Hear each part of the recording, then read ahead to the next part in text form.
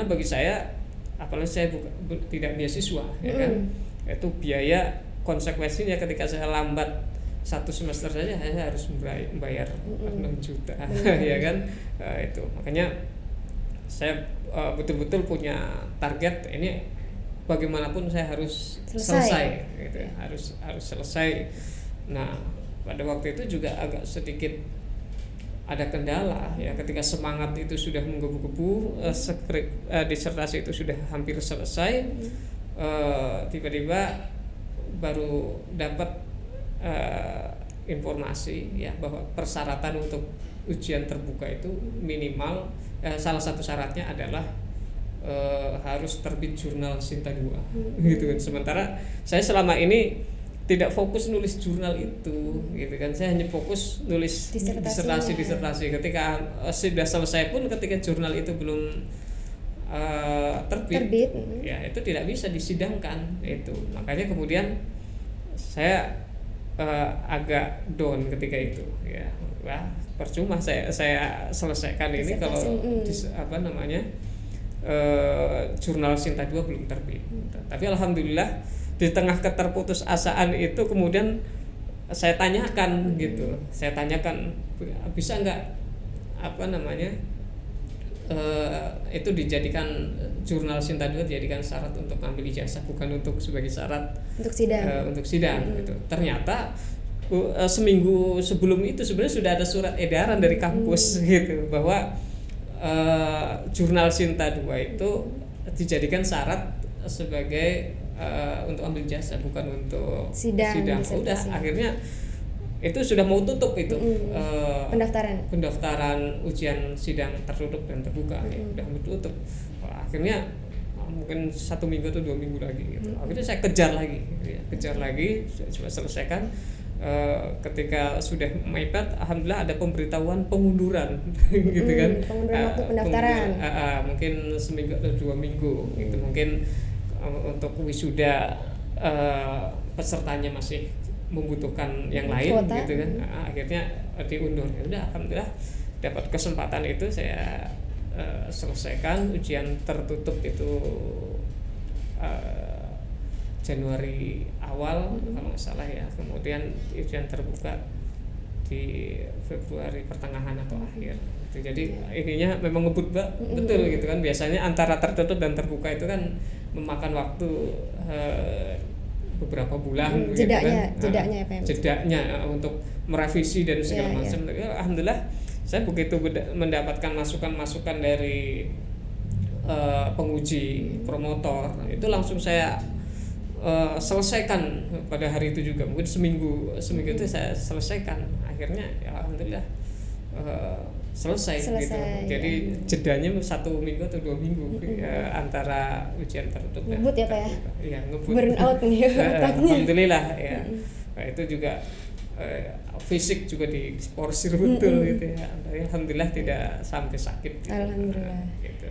Ada satu hal yang saya dapat dari cerita Bapak tadi, artinya dalam menulis tugas akhir khususnya ya Pak ya, mood baik itu bukan ditunggu tapi diciptakan gitu Pak ya. Betul. Benar. Dengan motivasi latar belakang kita ya, macam-macam Pak ya, seperti Bapak tadi ekonomi juga, terus keluarga Pak ya. Betul. Kemudian dorongan waktu, deadline dari kampus Pak ya. Ya kita bisa menciptakan alasan sendiri sesuai dengan kondisi kita masing-masing ya. Ya kalau kita rasional ya, kita orang mampu atau tidak pun ya, mestinya sayang kan kalau melewati waktu begitu saja ya kan. Yang harusnya selesai sudah nggak perlu bayar SPP, kemudian harus bayar SPP. Kan rugi. Itu alasan pragmatisnya ya. Tapi kalau alasan ideologisnya bagi saya ya, namanya pekerjaan itu sebisa mungkin harus diselesaikan sedini mungkin ya, sedini mungkin.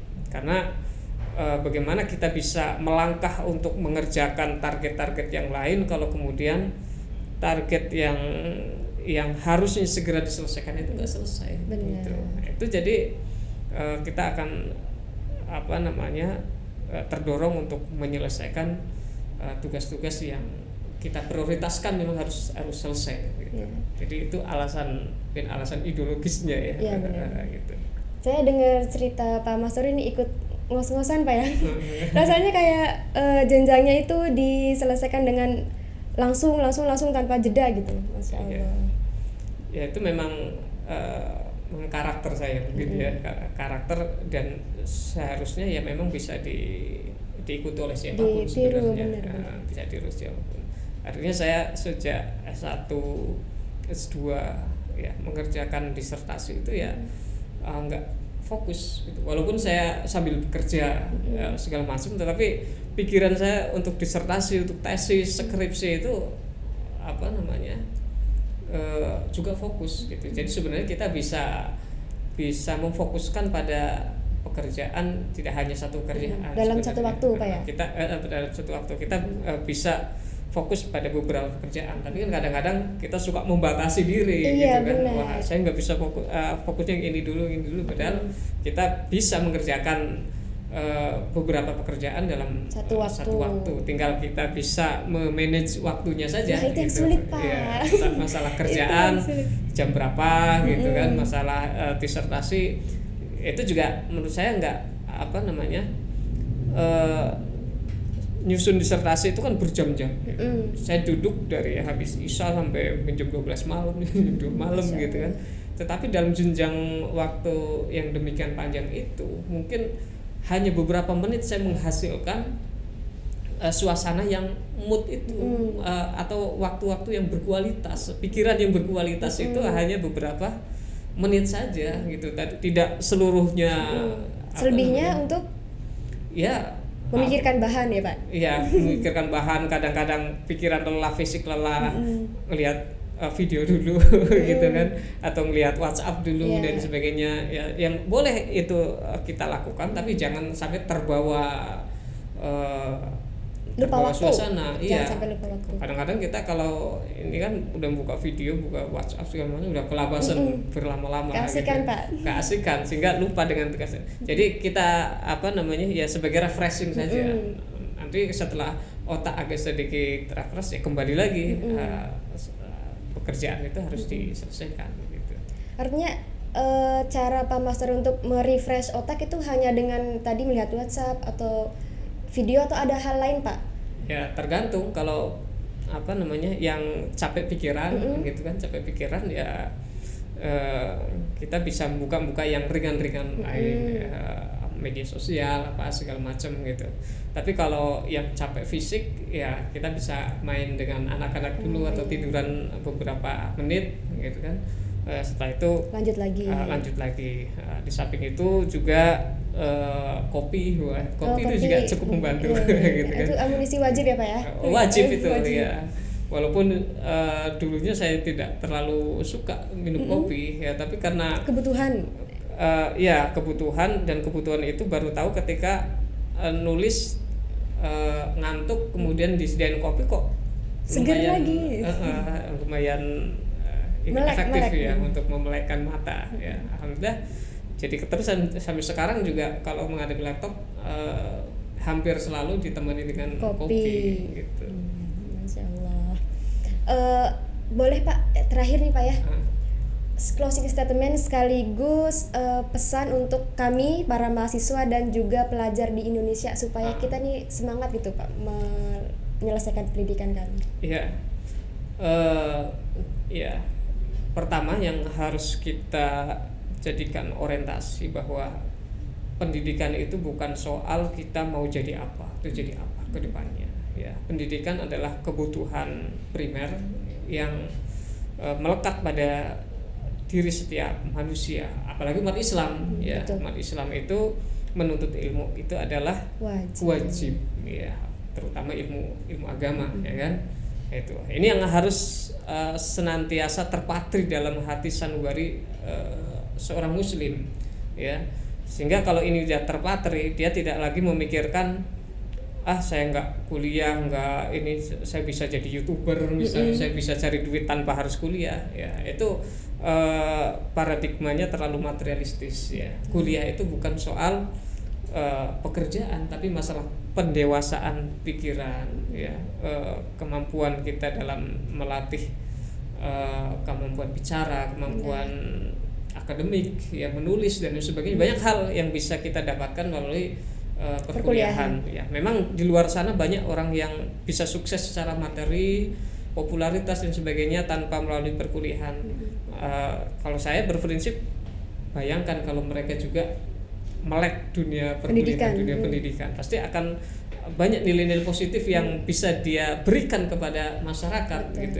Jadi sebenarnya pendidikan dengan kesuksesan dan sebagainya itu tidak perlu dipertentangkan, ya, tapi keduanya bisa saling beriringan, melengkapi, ya, bisa melengkapi dan membuat seorang bisa lengkap, ya, lengkap dalam hal apapun, gitu. Ini prinsip dasar yang harus menjadi motivasi seorang pelajar, ya, dimanapun berada dan kapanpun, ya, zaman apapun, ya, semaju apapun zaman, pendidikan tetap harus menjadi perhatian, ya. Banyak hal kok yang bisa dilakukan dengan melalui pendidikan, gitu. Ini yang harus jadi motivasi utama, ya.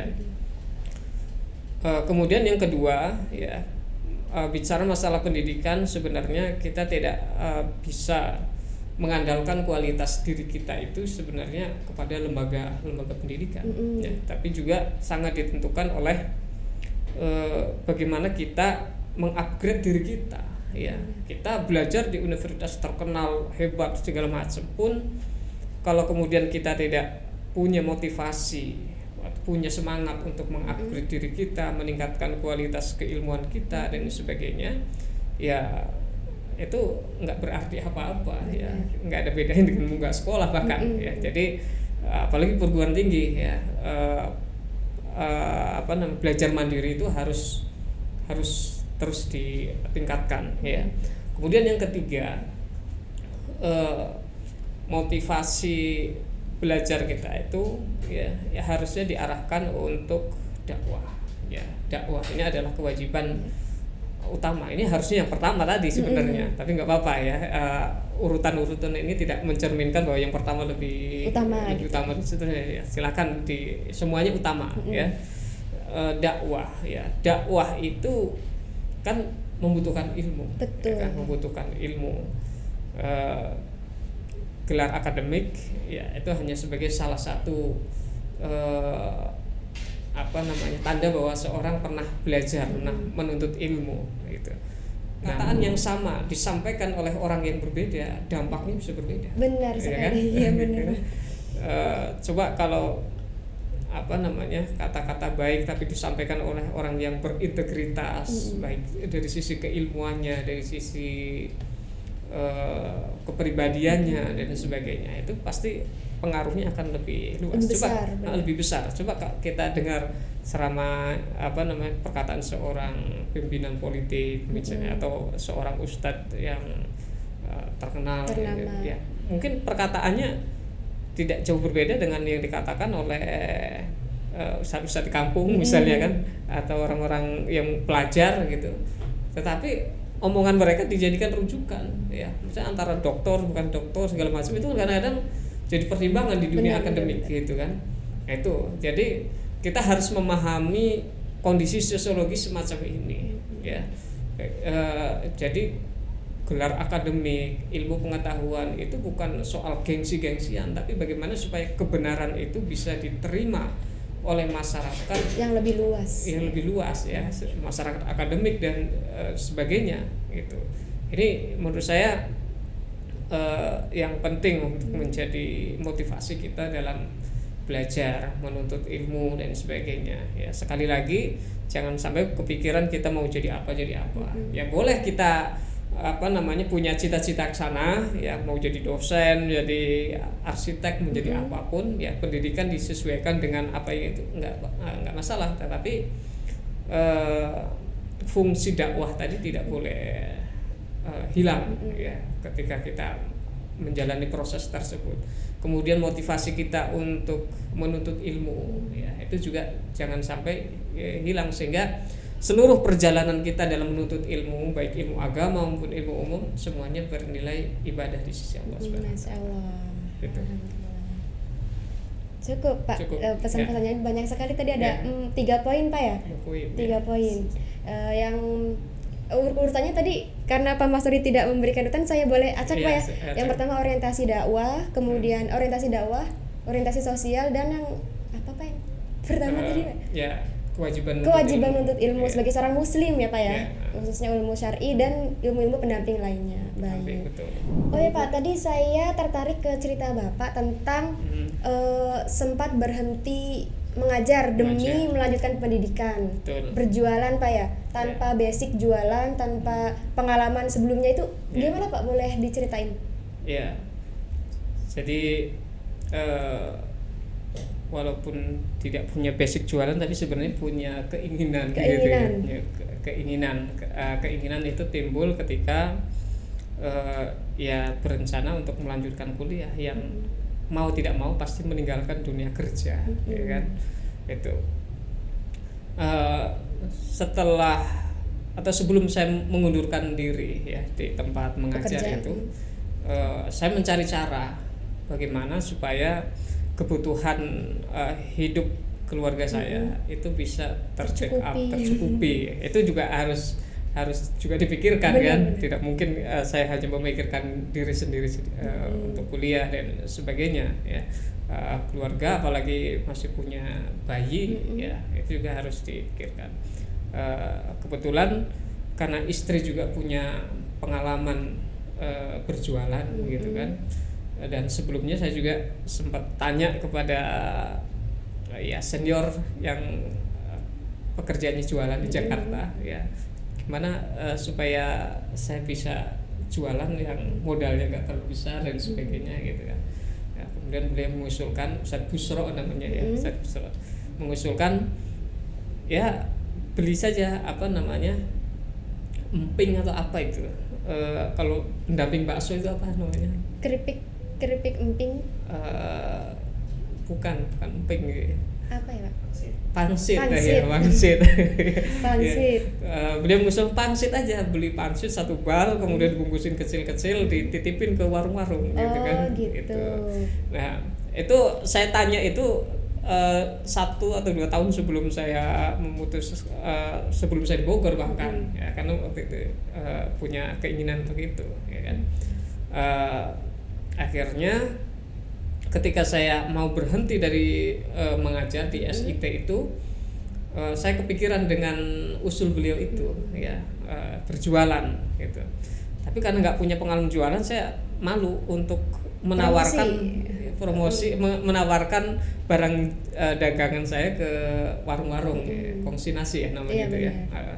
Akhirnya karena istri juga punya pengalaman, sudah kita bareng-bareng, nanti istri yang nawarin saya nganter gitu kan, sampai dapat itu puluhan warung lah gitu kan. Di sekitar warung, ya Pak, sekitar rumah berarti? Iya, sekitar rumah dan ya agak menjauh gitu. Tapi ya masih sekitar rumah ya. Saat itu belum marak ini Pak, jualan online Pak ya? Belum. Mungkin sudah ada tapi saya belum, ya nggak kepikiran ke sana gitu kan. Ya dapat mungkin 60-70 warung, ya sudah. Setelah dapat itu kan nggak perlu nawarin lagi, sehingga saya tinggal nganter, saya jalan sendiri gitu kan. Jadi alhamdulillah dapat solusi, jadi mental saya untuk jualan juga agak terbentuk gitu kan. Ya dari situlah kemudian jadi saya kalau pulang dari Semarang ke Bogor. Ya, itu kerjaan saya bungkusin snack itu. Saya bungkusin snack itu, kemudian saya kirim ke warung-warung, nanti kan dapat duitnya itu kan, sambil ngambil income yang kemarin kan ya. Ngambil itu dapat, kemudian sebagian digunakan untuk kebutuhan keluarga, sebagian untuk ongkos saya ke Semarang gitu. Terus sampai beberapa tahun itu, sampai saya ya 3 tahun itu ya. 3 tahun. Kemudian akhirnya memutuskan untuk berhenti berjualan. Belum. Dan kemudian PW Oh, PW. Ya, Posisi enak enak ya. dengan Nyaman Pak ya. Nyaman dengan jualan Yang awalnya itu. nggak ada basic lama-lama jadi nyaman. Jadi nyaman, akhirnya ya Masih lanjut dan bertahan gitu. Sampai sekarang Pak? Sampai sekarang. Oh, sampai sekarang masih. Walaupun ininya dikurangi gitu kan, dikurang mana yang laku keras aja itu masih yang jalan gitu kan. Makanya ya kalau kesibukan sehari-hari kan lebih banyak menghabiskan waktu depan laptop itu menulis jurnal, penelitian dan sebagainya. Ya kalau berjualan itu kan seminggu sekali bungkusin antar dah, tunggu seminggu lagi. Kecuali ada itu beberapa tempat yang 2 hari sekali harus ditengok, pasti habis gitu kan. Laku keras Pak ya di situ. Alhamdulillah di situ. Jadi di samping ya sebenarnya saya kurang seneng ngantor-ngantor itu yang duduk di depan meja gitu kan. Di depan meja berjam-jam berhari-hari gitu. Kecuali di meja sendiri. Kalau di meja sendiri nulis ya Pak. Iya, nulis. Itu jadi hobi gitu. Baik. Itulah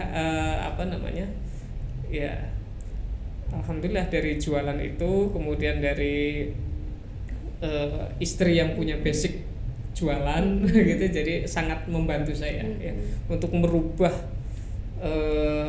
ya gaya hidup saya sebenarnya. Kalau dulu saya nggak pikiran punya jualan gitu ya, mungkin punya pikiran tapi nggak pernah terimplementasikan ya.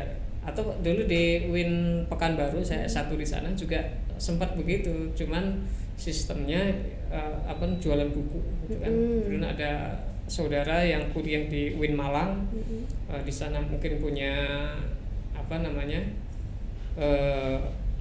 dekat dengan toko buku yang murah begitu kan. Saya bikin promosi di dinding-dinding kampus itu. Siapa yang butuhkan buku dengan berbagai judul hubungi nomor ini. Mas Story gitu ya. Coba begitu dulu. Gitu. Alhamdulillah walaupun belum begitu terasah, tetapi jualan walaupun kecil tapi sangat membantu. Ya pendeknya, ketika kita punya cita-cita ingin mewujudkan sebuah cita-cita kita, ya kita harus berusaha untuk melakukan cara apapun. Yang penting halal, nggak gengsian. Itu yang penting gitu kan. Kalau udah ada gengsian itu kan yang repot itu kan. Sebenarnya banyak orang punya kemampuan besar tapi karena gengsian dan sebagainya akhirnya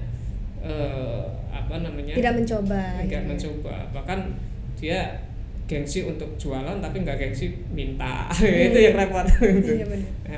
Baik, mungkin cukup sampai di sini Pak ya perbincangan kita. Siap, Pak boleh minum dulu Pak. Oh iya. Tadi Pak Masri ngomong lama banget. Baik teman-teman semuanya, itu dia banyak sekali hal-hal yang dapat kita ambil dari pemaparan Pak Mas Story ya tentang perjalanan kuliahnya, tentang bagaimana beliau membagi waktu antara keluarga, kemudian pekerjaan dan juga pendidikan doktoralnya. Itu sangat-sangat memotivasi kami khususnya para mahasiswa dan seluruh pelajar ya dimanapun supaya kita benar-benar memperhatikan akademik kita Pak ya. Karena akademik sangat berarti baik di sosial, di ekonomi dan di segala macam aspek kehidupan. Baik. Mudah-mudahan semua yang kita perbincangkan sore hari ini memberikan manfaat bagi teman-teman semua, bagi saya juga khususnya ya Pak. Terima kasih banyak ilmunya dan sharing-sharingnya. Nanti mungkin jika ada pertanyaan-pertanyaan selanjutnya akan saya tanyakan Pak ya, di belakang podcast ini Pak ya. Baik, terima kasih teman-teman semuanya sudah menyaksikan podcast PTDI TV. Saya Nisa di PTDI TV undur diri. Assalamualaikum warahmatullahi wabarakatuh. Waalaikumsalam.